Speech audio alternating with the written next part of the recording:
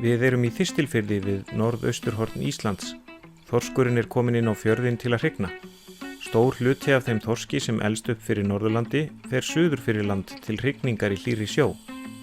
En hrygningarstöðvar eru líka við Norðurland, til dæmis hér í þessum litríka sælureit í Þistilfirði. Þorskurinn við Ísland fer að hrygna þegar mjög tekið að líða á vetur, í mars og apríl fyrir sunnanland, en yfirleitt eilítið síðar við Vestfirði og Norðurland, langt fram í maímánuð. Það á reyndar ekki við hér.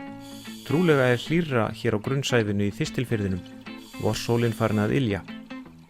Hér hrygnir þorskurinn á svipuðum tíma og fyrir sunnanlandið, í mars-apríl.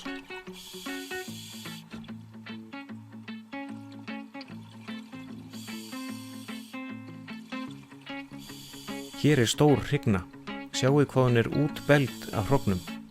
Miðað við útlitið á henni eru gríðarmikil hrogn í henni. Í hrygnu sem er 80 cm löng geta verið 2,3 milljónir eggja og ef hún er metri á lengd geta þau verið 4,3 milljónir. Sjálf eggin eru hins vegar pínu lítil, 1,4 mm í þvermál.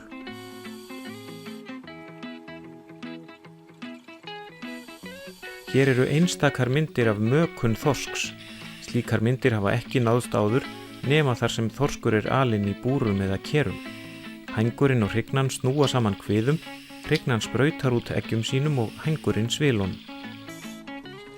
Eggin svífa í sjónum og klekjast út á 10-20 dögum eftir því hversu hlýtt er í sjónum.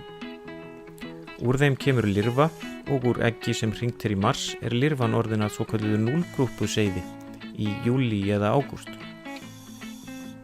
Þorskurinn er eigin óvinur má segja, því að á þessu skeiði er mikið að stærri þorskar éti þá minni. Stærri seiði éta minni seiði, stærri fiskar minni fiska og svo framvegis.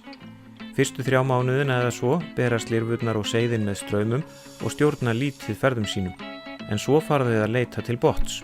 Þá geta þau verið komin langt frá hrygningarstaðnum, hinum megin við landið kannski, eða jafnvel upp að ströndum Grænlands.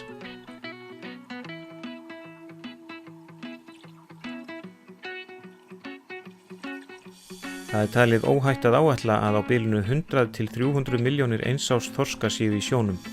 Ef fiskar kæmust upp úr öllum eggjum sem hringt þyrfti ekki nema tæplega 100 hrygnur til að fá fram þennan fjölda. Kynþroska hrygnur í sjónum eru taldar vera nokkrir tugir milljóna talsins. Af því sjáum við að afföllin eru yfir 99,9%. Svona er lífsbaráttan í sjónum.